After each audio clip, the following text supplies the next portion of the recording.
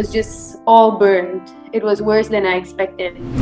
And they could only talk to me from the window, through the phone. And it was very hard to sleep at night because all I could hear were the people in the other rooms that had been burned really badly, and they were screaming in agony. And that really set me back, and it made me feel very disappointed.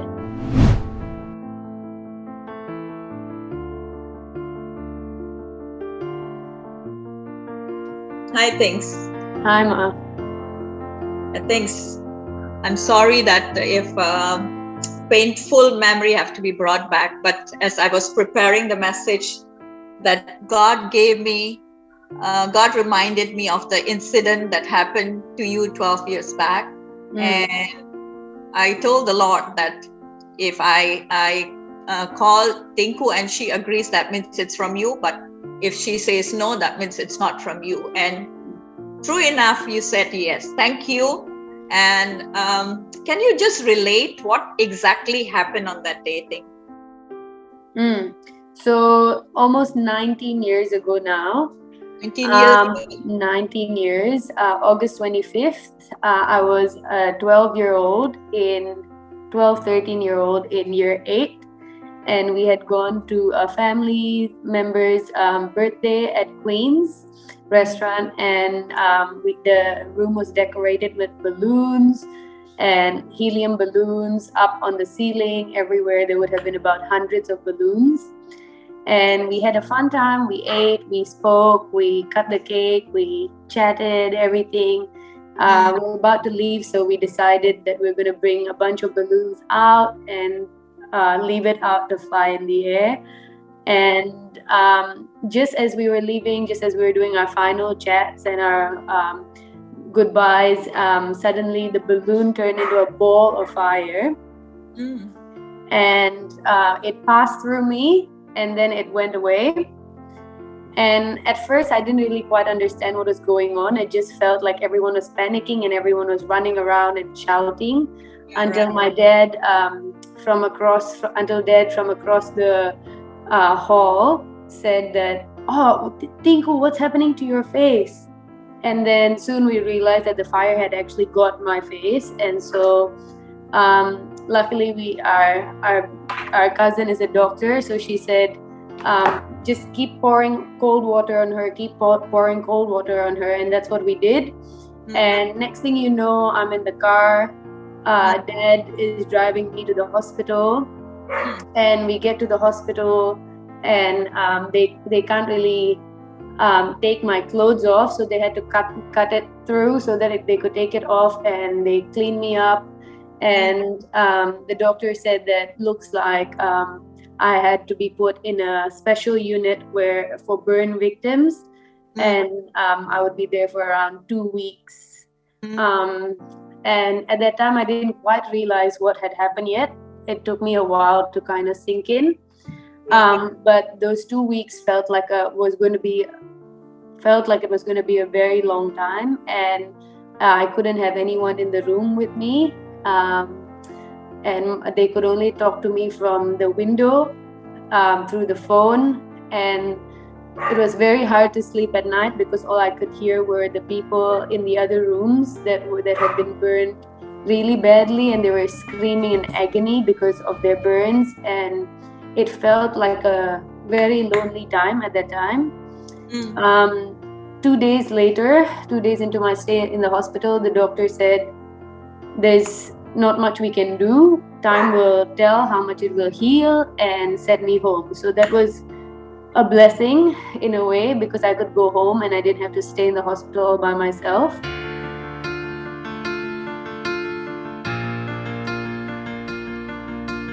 I keep fighting voices in my mind that say not enough.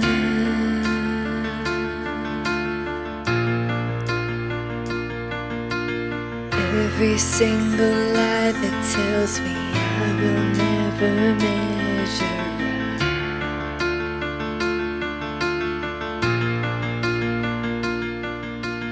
Am I more than just the sum of every high and every low?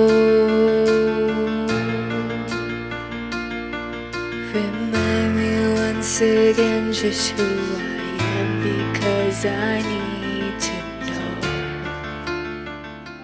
We went home and we went to see, after a few days, we went to see another doctor, a plastic surgeon or something, because mom and dad said if we had to do surgery, we would do it. And I remember the surgeon saying with people who get burnt, you can't really do much about it. Time will only tell how much it will heal.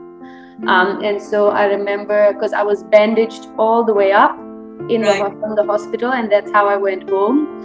I also remember a vivid memory when getting home, and my little sister was so scared of me because I was in a mummy. I would have been 13 and she would have been 6, 7 years old. So she was very scared of me and she ran away. And that's when the reality kind of started sinking in about what had happened. And I remember as he opened the bandage, the plastic surgeon opened the bandage and said, opening the bandage would be the best way to go so that it can heal faster. And he showed me a mirror.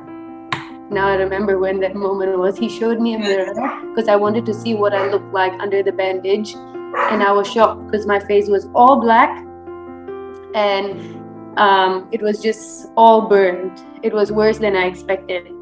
And so anyway, weeks went by, and then after a month, I think we went to Singapore to go see a dermatologist or a skin specialist or something like that, who said that he was, and everyone said that he was one of the best. And I remember sitting in his office with you, and he said, I've got this cream for morning, I've got this cream for midday, you have to wear sunscreen at night, and it was going to be a very expensive per month for 2 years. I think he said I had to apply that cream. And he said even after applying all these creams and all these ointments religiously, you would maximum get 80% of your face back. And that really set me back, and it made me feel very disappointed, and the reality just kept sinking in further and further. Ooh, you say I'm loved when I can't feel a thing. You say I'm strong when I think I'm weak. You say I'm held when I am falling short, when I don't belong. You say I'm yours, and I believe when you say I believe. And I had to start school because at this point I had already missed a month of school. Right. And I remember going to school the first day with the foundation that the doctor had given. And the foundation, and I went, and it was interesting because everyone, and I think my incident had made headlines around our community. And so the first day of school, I sat in my class and I didn't want to go to the canteen. I didn't want to go anywhere because I was too ashamed of what my face looked like, even though with the foundation on. And then suddenly at recess and lunchtime, the hallway where my class was so crowded because everyone wanted to see what had happened. And that made me even feel worse than better. So slowly but surely after that, I went to school without foundation and just thought, you know what, this is my skin now. I've got to learn to embrace it. And if it heals, it heals. If it doesn't, it doesn't. But I remember feeling like, why has this happened to me? What am I going to do with my face? Like, especially in a community where your appearance means a lot. I remember feeling very hopeless and very broken, not knowing where my future would be and what my future would look like with a face that was that didn't look appealing at all. It looked scary, in fact. Anyway, reality started to sink in slowly but surely, and months went by, and my skin, the darkness on the the outer layer of my skin started peeling, and you could see the pinkness of my skin, the layers in of my skin, and it started growing. And by my skin somehow miraculously went back, and after a year it started looking like it was 80% back, and just like what the doctor in Singapore had said, 80%. And at that 1 year mark, I thought, right, this is what my skin's going to look like. It wasn't back to normal by any means. I remember you coming home from school, and you actually cried, and you said that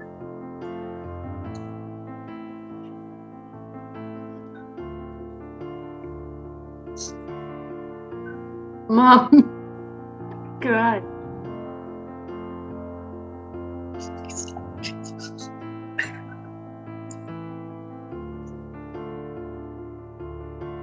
you said that, of course.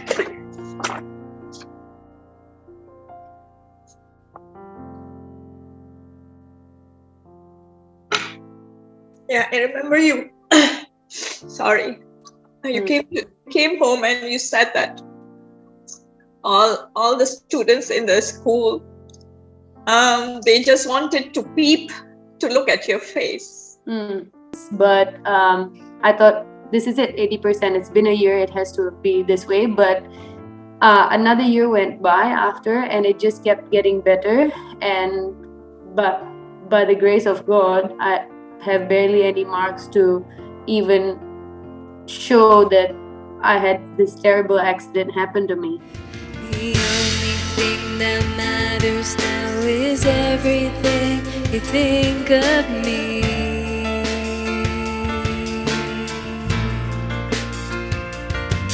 In you I find my worth, in you I find my identity. Ooh, you say I'm loved when I can't feel a thing. You say I am strong when I think I'm weak. You say I am held when I am falling short, when I don't belong. You say I'm yours, and I believe when you say of me.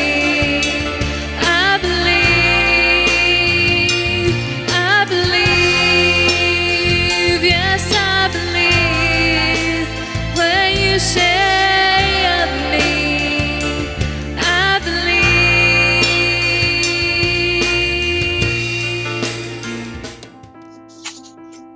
Now, for things, did this incident, this painful incidents,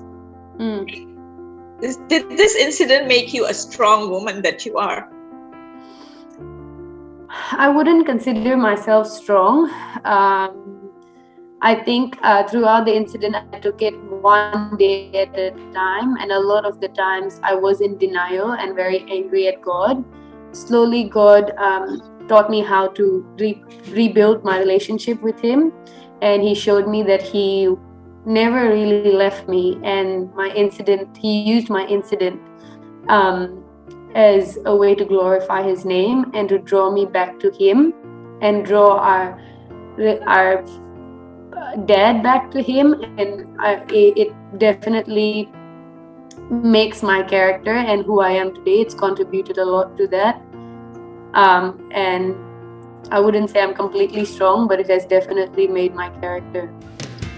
Taking all I have and now I'm laying it at your feet.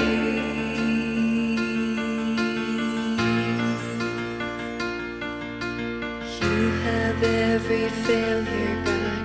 You have every victory. Oh Lord, you say I'm loved when I can't feel a thing. You say I am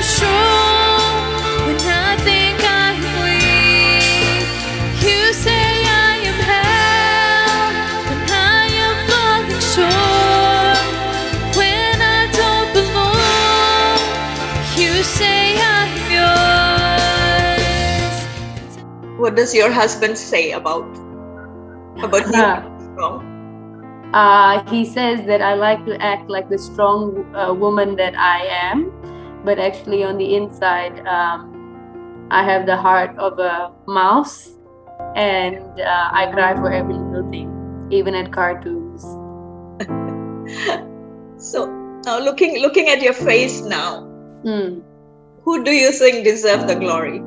I think God alone deserves the glory, because even though the doctor said 80%, one of the best doctors in Singapore said 80% you would get your skin back, he overruled that doctor, because he was the one who was in control, and he gave me more than 80%, more than 90%. He gave me 100% back. And he also not only gave my face back, he very well saved me that day, because things could have been a lot worse than it was. I could have lost my eyesight, I could have been burned for longer, but he was definitely in that room, protecting all of us and me, and yeah. Jadi nangis deh. I thought you said that this incident scarred me and Dad and not you. Yeah, well, I still do think, I think it affected the people around me more than it affected me, because I can retell this incident usually without crying, but apparently not today. Yeah, but definitely God deserves all praise and all glory, because He brought our family through this very challenging time and all the way across to the other side victorious. Amen. Amen. Thank you, darling. I love you. Love you too, Mom.